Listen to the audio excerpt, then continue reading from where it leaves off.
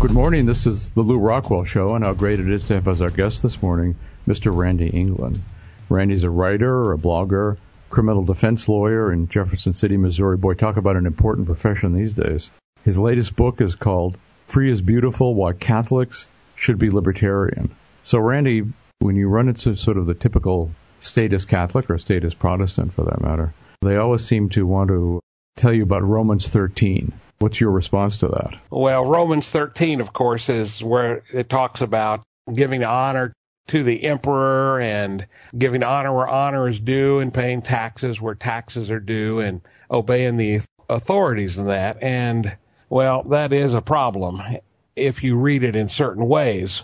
First of all, the thing that struck me the first time I read that, after I began thinking about libertarianism, was the part about giving them the honor that they are due. I mean, I remember one time a judge who got angry from the bench because an attorney said to him, Your Honor, with all due respect. And he knew that was an insult.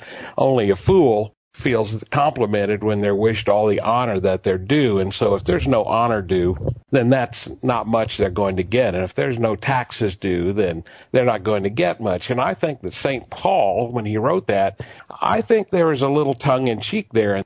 There's a disrespect that you don't pick up on the surface. It's there. I wrote a piece a while back about the Emperor Nero and how St. Paul mocked him after his ridiculous turn at the Olympic Games where he cheated. And there's a whole undercurrent there. And I realize that there's many articles I've read that are good that talk about Romans 13 and how they're not talking about human government at all.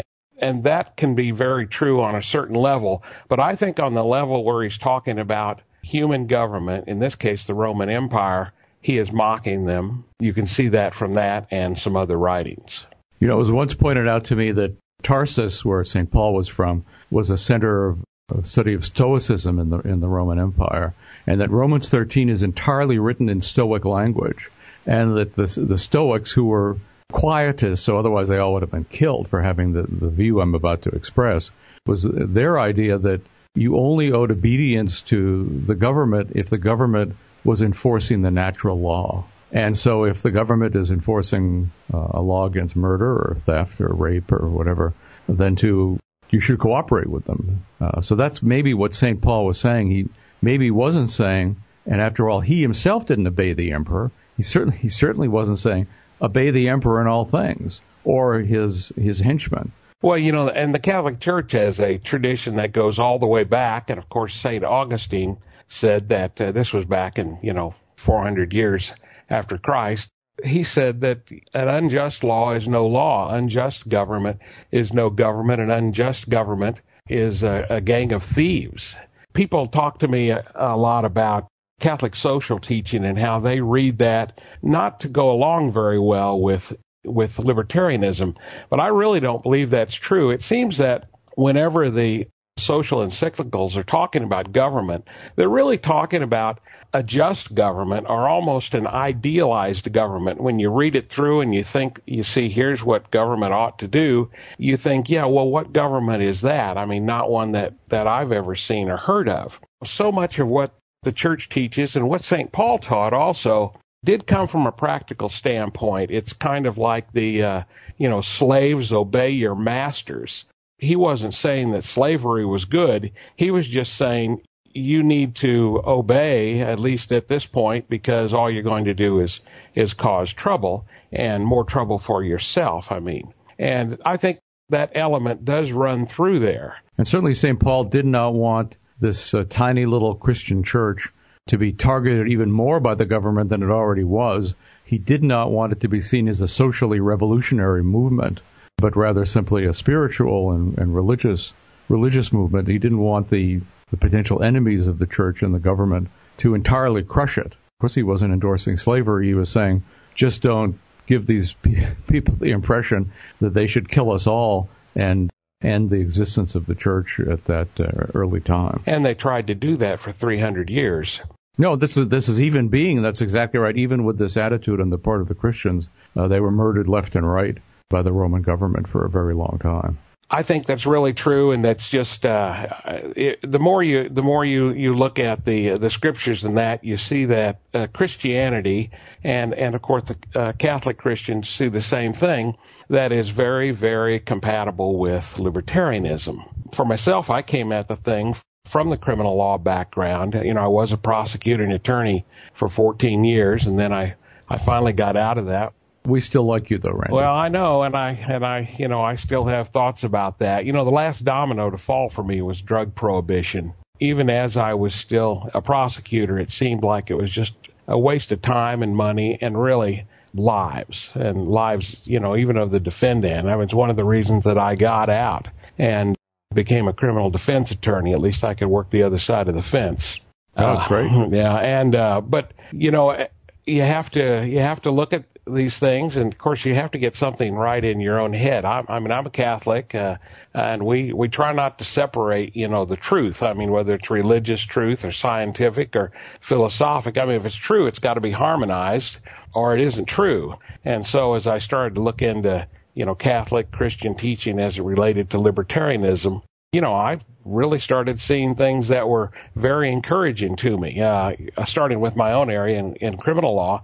St. Thomas Aquinas, his teachings on what ought to be a crime and what ought not to be a crime were just philosophy and political thought that went into it. Wasn't exactly the same as what you would read in Murray Rothbard, but he basically said vices are not crimes and should not be made criminal. Nobody could possibly be expected to obey all these. Nothing should be a crime unless you can figure that the majority of people could even begin to obey it. So the criminal law should be limited to murder and theft and the like. In other words, implementing the non-aggression principle. I just was shocked when I found that and saw that it fit so well with what I'd been reading in libertarianism. And like St. Augustine, he also said that an unjust law is no law at all. Yes, he did. He said he agreed that it was an unjust law. St. Augustine said the same thing about what ought to be a crime. In his City of God, you had the City of God and the City of Man, which was like the wheat and the tares, in the gospel. St. Augustine said that they have to grow together on this earth. They have to live together. And the only thing that should be a crime is this least common denominator of peace. In other words, leave each other alone. If that is the rule, that's enough for the law, and the law should not include vices. And he expressly took victimless crimes like prostitution and said these should be legal. They're not moral, but they're legal, and it would cause a tremendous harm to try to outlaw things like that. And of course, things like that are like prostitution and other sexual behavior and drug use, things along those lines, gambling, drinking, what have you. But how many Catholics even know this? How much of this is expressed in the most recent Catechism of the Catholic Church, for example? Well, the Catechism of the Catholic Church, one thing that I found that just almost shocked me, and let me make sure I've got it right here. There's this thing about talking about respecting of rights by the government. And, when the government, it says, the Catechism, it says when the government flouts the rights of people, by that, they undermine their own moral legitimacy. And basically saying any government that doesn't respect people's rights is morally illegitimate. And section 1930, paragraph 1930 says, if the government does not respect the rights, authority can only rely on force or violence to obtain obedience from its subjects. It's almost setting out a test that a government would only be legitimate if it could get obedience from its subjects without using violence. And, they might as well have put a footnote to that, to the bottom that said, and we don't know of any government that does that. But when you put violence as the hallmark of an unjust government, then you've just about said it all. And, I point that out to people all the time. And there are other things in there that people think point to a more socialistic and certainly non-libertarian view, like the definition of the common good. But if you look at the definition of the common good in Catholic teaching, you see that it does not talk about the welfare state and that sort of thing. It talks about protecting people's rights. And when it talks about providing spiritual and material goods, it doesn't talk about providing those to individuals in any way. It simply talks about sort of setting up the conditions that would give prosperity, which of course goes back to security and protecting rights. And so there's so much there. You can pick and choose and take things out of context in like Catholic social teaching that goes in one direction. But the social encyclicals, first of all, are written mostly for their own time. I mean, when you read a later one, it'll often refer to earlier ones and saying, yes, and Pope Leo was talking about this and that, and the workers are talking about land, and now we don't have those problems. We have different problems. So you can't do a whole lot with it. You have to always go back to the basic moral teachings, which nobody has any trouble with. You know, don't steal and the whole 10 Commandments and what have you. But I really believe that the vast majority of the teachings and the gospel go toward liberty, toward free will, and that we have to make our way without government forcing it on us. And of course, while all the social encyclicals are very much worth reading and contemplating, I've always been struck by the fact that they're not actually coherent. They're different from each other. I've never seen a book on the social encyclicals that actually argued that there's a core doctrine in there, because they're all different and sometimes contradictory. So people are expecting, I mean, if they're seeking to put them on the level of scripture or tradition or whatever, they're just making a mistake, because I would say they sort of can't be. They're certainly not part of Revelation either. Well, no, they're not part of Revelation, and they're not part of the infallible teachings, doctrines, or morals that the church teaches. They're really just, I don't know how you would put it. I mean, advice. I mean, when I look at them, I mean, I have great respect for them. But if I find something that just doesn't fit with a certain circumstance or doesn't fit with something that was said before, then you've got to look at that and say things are a little different in this situation or that, and you can't just take this as a universal principle. They certainly are not that. And they don't claim to be infallible, and so people that hold them up, so that they can, defend the government or defend socialism, things like that, it's a pretty thin read for them. And there's enough in them, as you said, things that seem to be even contradictory or certainly need to somehow be harmonized. There's enough things in there that support libertarianism that, I mean, you could argue about them all day long. It's not real productive. I always like Tom Woods' point that if the Pope is addressing matters outside of his core competency, and if he's talking about physics or economics or architecture, or maybe he's right, maybe he's wrong. Absolutely. People can't shut you up on the basis of, well, how dare you differ with Paul VI and his encyclical on the progress of peoples. He can be right and he can be wrong. Even when he's wrong, he's obviously an interesting intellectual, an interesting theologian and all that, and a very interesting pope. But nobody can sort of say, well, therefore you have to be for government foreign aid, because Paul VI seems like he might be in favor of that. Yes, and the social encyclicals, I mean, they do change, through time. I mean, there was a time during the first, hundreds of years of Christianity, and up through, almost most of the first 1,000 years, there was no, you didn't punish, harm, or do anything to heretics. It was some Christian somewhere killed a heretic around the later part of the 4th century once, and the church just went, ballistic, all the church leaders in that, about how horrible that was. And this kind of went on for hundreds of years until the Middle Ages, and you get up to around 1,000 and then up through time of Columbus and that, and the church was kind of like thinking, well, that may be necessary in that. And then later on, it just completely stopped, and now, starting in the last few hundred years, well, no one would dream of punishing or, God forbid, executing a heretic. And other views of like slavery that was tolerated for a long time. And then, some teachers and popes and that started attacking it. They attacked the trade and that. And over time, it grew on everyone that this was just wrong. This was just evil. And now no one would dream of tolerating it in any way and condemn it completely.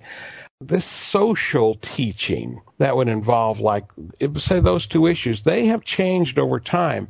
And it's not the underlying morality, but our understanding of it.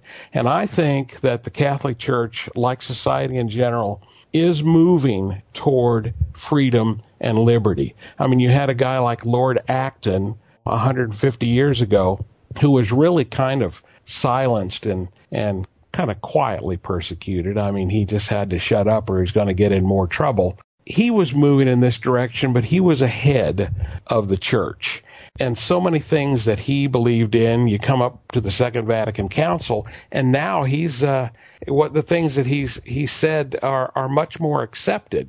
And we're moving ahead in the future. I think 100 years from now, we're going to see changes that show a much more skepticism as to the goodness of government, and that's going to change. I think it just takes time for men to get a handle on these things. I mean, so many things have happened in the last 200 or 300 years, going from, feudalism and then to monarchs and then these huge monster governments that we see now and saw in the last century. Things are going to move forward. And I mean, I feel good about it. I don't know if I'll live to see it, but I think things are changing and the church's understanding of this is changing.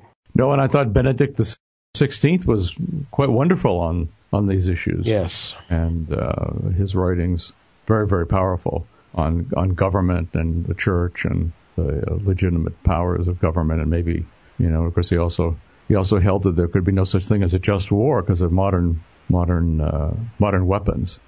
So he was a great figure. Yes. The war issue, of course, I don't know, they've been, the popes have been pretty good on war, and I know that John Paul II, he opposed both of the Gulf Wars. I know that. And it worked not only, in public statements, but very much behind the scenes to try to avert those. And of course it didn't happen. And we've seen what's happened, and not just the evil of the war, but how it's built up the government and turned it into, just giving it power and taking it away from everyone else. Well, Randy England, thanks for coming on the show today. And I know if I ever get in trouble in Jefferson City, Missouri, I'm going to try to hire you as my defense lawyer. Well, give me a call. I hope it doesn't happen. So we'll link to, of course, your book, Free is Beautiful, Why Catholics Should Be Libertarian. We'll link to your website. And it's great to talk to you today. Great to talk to you. Thank you, Lou. Have a good day. Bye-bye. Bye. Well, thanks so much for listening to the Lew Rockwell Show today. Take a look at all the podcasts. There have been hundreds of them. There's a link on the LRC front page. Thank you.